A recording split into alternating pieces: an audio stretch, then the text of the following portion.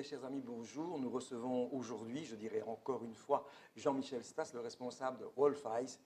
Quand il est chez nous, c'est qu'il y a quelque chose qui ne va pas. Aïe, aïe, aïe. Jean-Michel Stas est présent à TV Wallonie, c'est qu'il y a quelque chose qui se passe.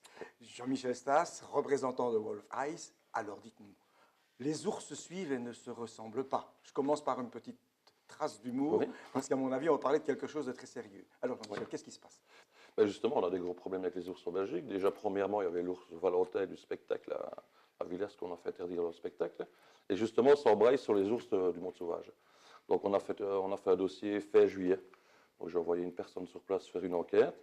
On a vu 3 ours sur le cagnard qu'on a eu tout cet été, donc des températures de 30 degrés de moyenne jusqu'à des pics de 40 degrés. Et des ours qui ne sont pas faits pour vivre sur nos latitudes, tout simplement.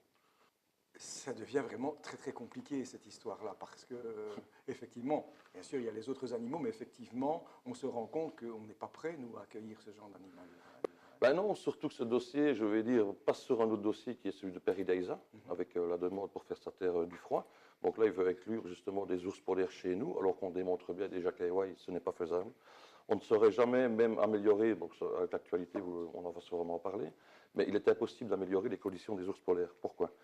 À partir de 10 degrés, donc des températures supérieures à 10 degrés, ils sont en hyperthermie. Donc l'animal n'est pas dans du bien-être, justement, mais sur du mal-être. Donc ça, on ne pourra jamais améliorer les conditions dans le sens où il faudrait faire des frigos géants, donc pour vraiment avoir une température comme sûrement Peridaisa va essayer de faire avec les moyens qu'il a. Donc il va mettre des millions d'euros pour faire une structure qui soit plus ou moins bonne et acceptable au niveau de l'éthique et des gens, mais on va générer une pollution énorme. Et dans le fond, qu'est-ce qui fait disparaître les ours? C'est la fonte de la banquise. Donc polluer énormément d'un côté en disant on lutte justement pour ces ours, c'est un non-sens, c'est un vaudeville, ce n'est pas possible. Donc c'est ça qu'au niveau des améliorations, on ne peut pas le faire. Il y a ce point-là. Deuxième point, c'est qu'on met des animaux en présence de l'autre, mâles et femelles, qui ne sont pas faits du tout pour vivre ensemble.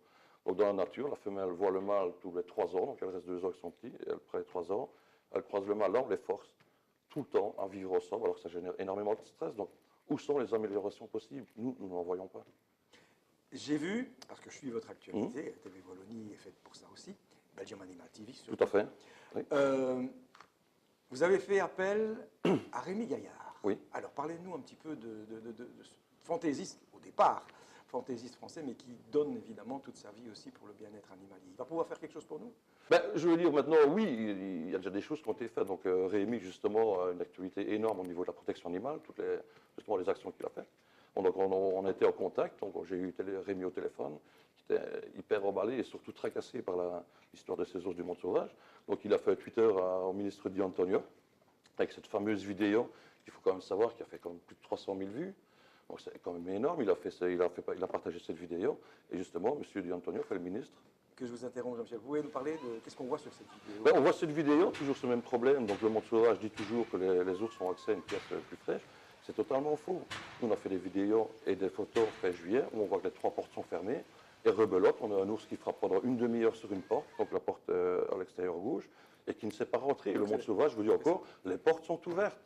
Donc à un moment donné, le mensonge, c'est bien, mais tout le temps revenir là-dessus, et puis je veux dire, dans la façon même de leur communication, comment ils agissent, c'est déplorable. Quand on parle de portes, pour nos spectateurs qui n'ont pas vu la vidéo, ce sont les portes pour rentrer finalement. Pour rentrer dans des box, soi-disant, qui sont plus frais qu'à l'extérieur. On les oblige en fait à rester au soleil.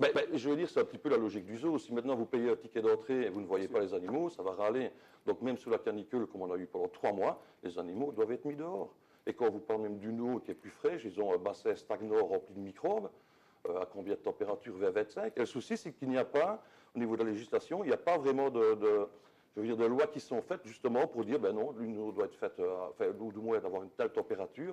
On n'a pas tout ça. Et le ministre, justement, Di Antonio, suite à notre intervention sur ce dossier, veut apporter des améliorations. Mais c'est comme je disais tout à l'heure, des améliorations, pour moi, qui sont impossibles. On ne peut pas, c'est des animaux qui ne sont pas faits pour vous chez nous. Et dépenser autant d'énergie pour en faire venir, surtout qu'on a quand même un côté où ça ne sert à rien. Donc les animaux que vous avez ici dans nos zoos, qui seraient dans nos zoos, ne seront jamais remis sur le terrain. Pourquoi? Et en plus, on n'a pas réglé le problème de la banquise qu'ils font. Alors pourquoi avoir des animaux, dire soi-disant, on fait partie de certains programmes, comme certains disent? Ces programmes-là sont contre la captivité des ours polaires dans les zoos. Alors c'est tout des non-sens, et il faut arrêter de croire un petit peu ces balivernes. On a 3 animaux ici à 4 km de chez, en fait même pas, à 3 km d'ici, qui sont en souffrance depuis des années. Nous, on a instruit ce dossier-là en juillet, mais ça fait des années, c'est comme ça. Alors, monsieur le ministre, c'est ça qu'on lui demande, les personnes du moyen qui peuvent influer là-dessus et changer les choses, arrêtons, s'il vous plaît. Ne donnons pas le permis à Peridaisa d'en faire venir, je viens de le montrer, c'est un non-sens. Et ceux qui sont ici, les envoyer dans des réserves, dans des sanctuaires, où on veut bien les prendre et améliorer. Là, oui, même si c'est toujours en captivité, leurs conditions de vie. Il y a quelque chose de prévu, une action ou quoi avec Je vais un petit peu voir comment ça se passe au niveau du ministre. Bon, c'est vrai que ça va être les élections. Donc, tout peut se faire et rien se faire non plus aussi. Donc on attend un petit peu, mais nous, justement, on ira jusqu'au bout de notre démarche. Ces ours-là doivent être sortis de là. Et à Peridaisa, ils ne peuvent pas avoir le permis. Et tant qu'on n'a pas ça, oui, des actions sont prévues. Et on verra bien que Rémi, s'il nous suit toujours. Il y a Mme Bardot qui a remercié aussi monsieur le ministre. Donc ça commence à être bien, je dis des chiffres, voilà, 114 000 personnes pour notre signature, 300 000 vues sur la vidéo. Maintenant, ça devient très difficile. Voilà. Jean-Michel, un grand merci à vous. À très bientôt. Merci. Ciao, ciao. Au revoir. Au revoir. Si vous aussi, vous voulez aider Wolf Eyes dans ses actions, une seule solution, c'est de les retrouver sur leur page Facebook.